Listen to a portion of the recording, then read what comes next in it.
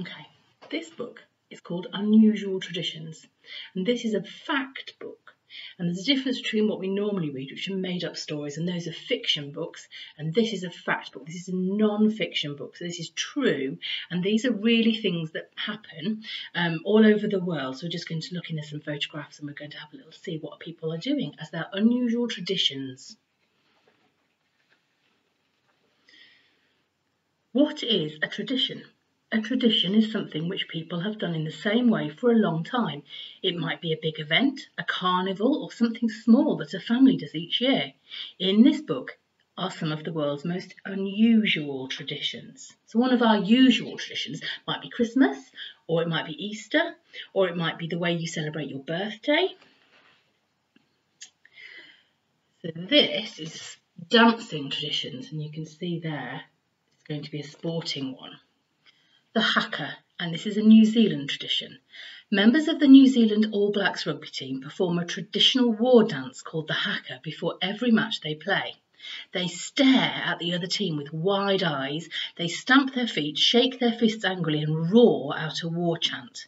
And the haka is a traditional Maori dance, and Maoris are from New Zealand, so these guys here have got lots of tattooing on their faces, their tribal tattoos, and this is their tribe, the Maori tribe, is where this dance comes from.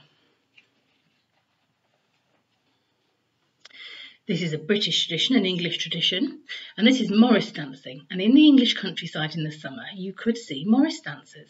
They're a group of people dressed in white shirts with flowers around their hats and bells around their legs. And as they dance, they knock sticks together and wave handkerchiefs. The tradition of Morris dancing is over 400 years old. So these guys, you can see this guy here has got a really colourful hat with loads of flowers on there. Nighttime traditions. Flaming tar barrels in Devon, that's another English tradition. Each bonfire night on the 5th of November, people carry burning barrels through the streets of Ottery St Mary. They fill a barrel with rags and tar and they light it and lift it onto their shoulders. This isn't something to do at home.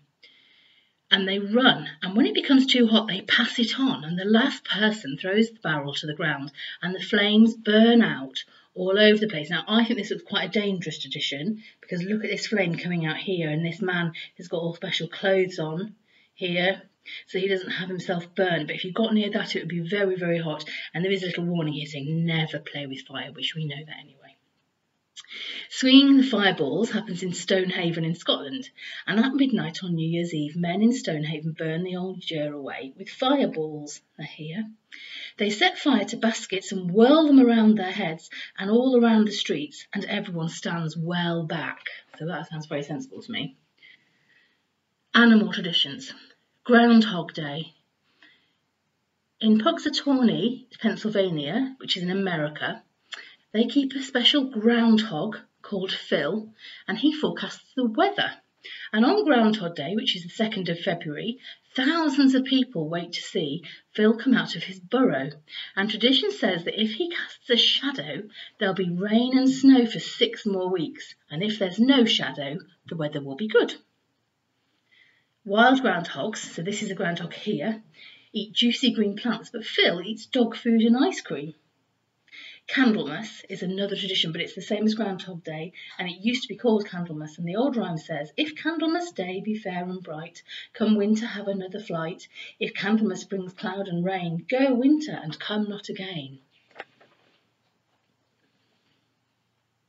In Jaipur in India, they have an elephant festival, and elephants are really important to the people of India, and Indian princes used to ride on them, and they're still used for carrying things and pulling logs in the forest. And you can see in this picture here how much they've decorated it, made it really beautiful. It had ribbons on his tusks and all from here, on his headdress.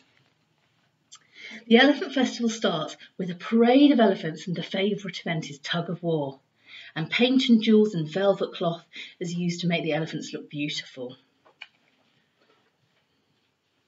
So this next page is spring and summer carnivals.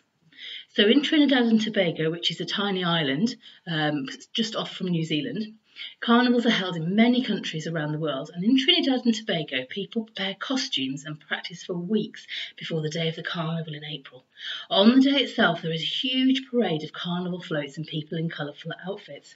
So here children are practicing walking on really high sticks, and those are called stilts, and it makes you like really, really tall, but it's quite hard to balance. And here's the carnival that they're dressed in beautiful clothes with headdresses, lots of colours, and then here as well, they're all walking through the streets. And this festival here is from Brazil, and this is Rio Carnival. And the biggest carnival in the world is held in Rio de Janeiro. And the Rio Carnival is a wonderful sight, and it really is incredible, isn't it? So winter festivals, there's a snow festival in Sapporo, Japan. Every winter the people of Sapporo hold a snow festival, and in Odori Park artists come and carve statues from snow and ice and huge snowmen, giant castles, dolls and all kinds of wonderful things. So when we've had that snow recently, I don't know if you built a snowman, but I don't think my snowman looked quite as amazing as that snowman. And here children are sliding down a special snow slide. So the slide is built into the snow, they're so deep. In Somerset in England, you might see a street carnival, and hundreds of people in Somerset would work hard all year to get ready for carnival season. The carnival visits all the big towns, bands play and people dance and amazing floats go by. And they make wonderful sights with people in colourful costumes lit with thousands of lights. So this looks like it's kind of a lorry, but they've put loads of really nice lights on it and it looks really beautiful, and it goes through the towns at night.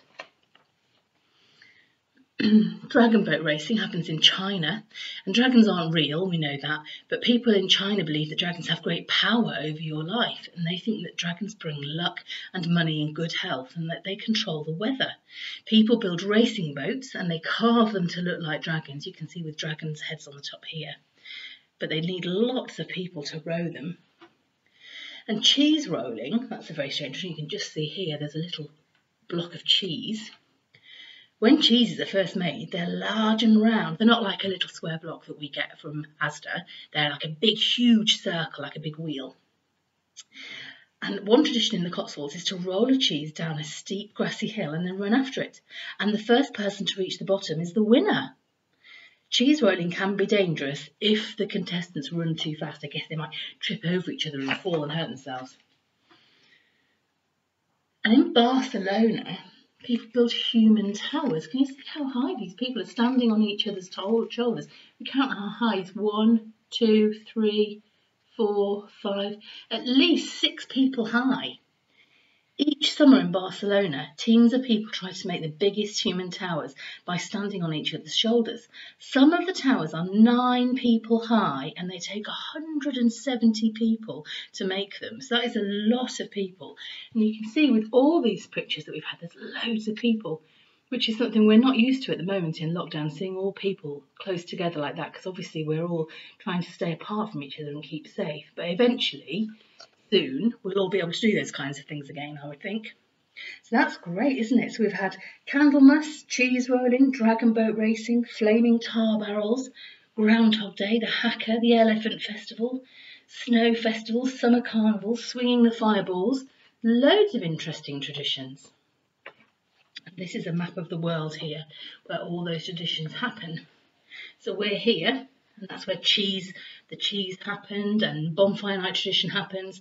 And this is Spain, that's human towers happen there. And this is where China is. It's very far away from us. And we've been doing about Chinese New Year, so this is China here in the green.